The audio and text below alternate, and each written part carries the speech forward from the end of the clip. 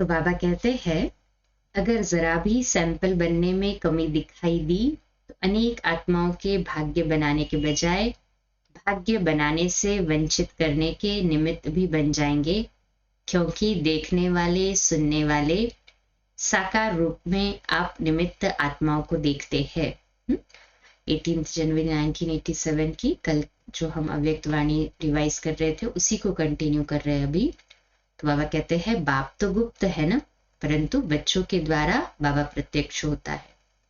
इसलिए ऐसा श्रेष्ठ कर्म सदा करके दिखाओ जो आपके श्रेष्ठ कर्मों को देख अनेक आत्माओं के श्रेष्ठ कर्मों के भाग्य की रेखा श्रेष्ठ बना सको। तो एक तो अपने को सदा सैंपल समझना और दूसरा सदा अपना सिंबल याद रखना। गीता पाठशाला वालों का सिंबल कौन सा है जानते हो? कमल पुष्प। बाप दादा ने सुनाया है कि कमल बनो और अमल करो। कमल बनने का साधन ही है अमल करना। अगर अमल नहीं करते तो कमल नहीं बन सकते। इसलिए सैंपल है और कमल पुष्प का सिंबल सदा बुद्धि में रखो। सेवा कितनी भी वृद्धि को प्राप्त हो, लेकिन सेवा करते न्यारे बन प्यारे बनना। सिर्फ प्यारे नहीं बनना, न्यारे बन प्यारे बनना, क्योंकि सेवा से प्यार अच्छी बात है, लेकिन प्यार लगाव के रूप में बदल नहीं जाए। इसको कहते हैं न्यारे बन प्यारा बनना। सेवा के निमित्त बने, ये तो बहुत अच्छा किया, पुण्य आत्मा का टाइटल तो मिल ही गया। इसलिए देखो खास निमंत्रण दिया है, क्योंकि पुण्य का काम किया है। अब आगे जो सिद्धि का पाठ पढ़ाया, तो सिद्धि की स्थिति से वृद्धि को प्राप्त करते रहना। समझा? आगे क्या करना है? अच्छा, सभी विशेष एक बात की इंतजार में है। वह कौन सी? तो किसी ने कहा रिजल्ट सुनाए। तो बाबा कहते हैं, रिजल्ट आप सुनाएंगे या बाप सुनाएंगे? बाप दादा ने क्या कहा था? रिजल्ट देंगे या लेंगे? ड्रामा प्लान अनुसार जो चला जैसे चला उसको अच्छा ही कहेंगे। लक्ष्य सब ने अच्छा रखा, लक्ष्य अच्छा रखा, लक्षण तथा शक्ति कर्म में दिखाया।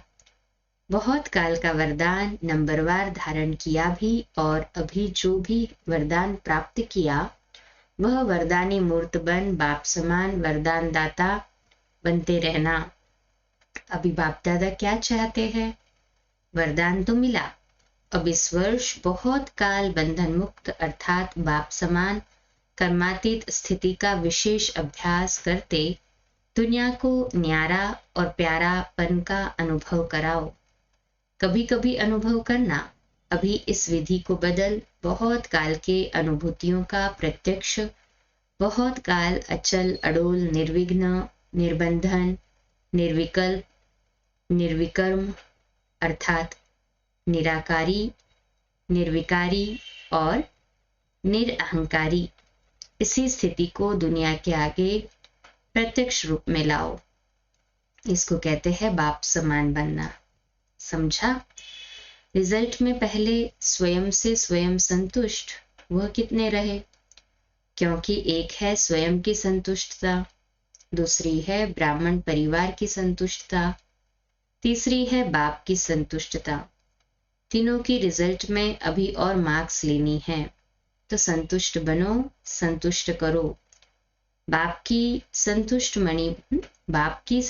मणि बन सदा चमकते रहो, है ना? ऐसे ही सदा चमकने वाले बाबा के संतुष्ट मणि बच्चे हम सभी। हाथ ऊपर करें।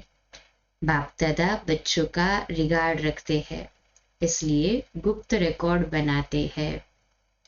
आज बताते बाबा होवनहार है, इसलिए बाप सदा प्रसन्नता की स्टेज देखते हैं। अच्छा, सभी संतुष्ट मणियां हो ना? वृद्धि को देख करके खुश रहो। आप सब तो इंतजार में हो कि आबू तक क्यों लगे, तो अभी तो सिर्फ हाल भरा है, फिर क्या करेंगे? फिर सोएंगे या अखंड योग करेंगे? ये भी होना है, इसलिए थोड़े में ही राजी रहो। 3 पैर के बजाय बाबा कहते हैं अभी तो 3 पैर के बजाय 1 पैर पृथ्वी मिले तो भी राजी रहो। पहले ऐसे होता था, ये नहीं सोचो। परिवार के वृद्धि की खुशी मनाओ। आकाश और पृथ्वी तो छूटने वाले नहीं हैं। पहाड़ तो बहुत है, ये भी होना चाहिए, ये भी मिलना चाहिए। ये बड़ी बात बता देते हो। ये दादियां भी सोच में पड़ जाती है, क्या करे, कैसे करे। ऐसे भी दिन आएंगे जो दिन में धूप में सो जाएंगे, रात में जागेंगे। वो लोग आग जलाकर आसपास बैठ जाते हैं गर्म होकर के। आप योग की अग्नि जला करके बैठ जाएंगे। पसंद है ना? या खटिया चाहिए? बैठने के लिए कुर्सी चाहिए? ये पहाड़ की पीठ कुर्सी बना देना। जब तक साधन है तो सुख लो, नहीं तो पहाड़ों को कुर्सी बनाना। पीठ को आराम चाहिए ना, और तो कुछ नहीं। 5,000 आएंगे तो कुर्सियां तो उठानी पड़ेंगी ना, और जब क्यू लगेगी तो खटिया भी छोड़नी पड़ेगी। एवर रेडी रहना। अगर खटिया मिले तो भी हाँ जी, धरनी मिले तो भी हाँ जी। ऐसे शुरू में बहुत अभ्यास कराए। 15-15 दिन तक दवाखाना बंद रहता। दमा के पेशेंट भी डोढा अर्थात बाजरे की रोटी और लस्सी पीते थे, लेकिन बीमार नहीं हुए, सब तंदुरुस्त हो गए। तो ये शुरू में अभ्यास करके दिखाया है, तो अंत में भी होगा ना। आदि सो अंत होना है। नहीं तो सोचो, दमा का पेशेंट और उसको लस्सी दो तो पहले ही घबरा जाएगा। लेकिन दुआ की दवा साथ में होती है, इसलिए मनोरंजन हो जाता है। पेपर नहीं लगता है, मुश्किल नहीं लगता है। त्याग नहीं, एक्सकर्शन अर्थात आमोद प्रमोद या मनोरंजन कहते हैं ना, वो हो जाती है। तो सभी तैयार हो, या प्रबंध करने वाले के पास टीचर्स लिस्ट ले जाएंगे, इसलिए नहीं बुलाते हैं ना।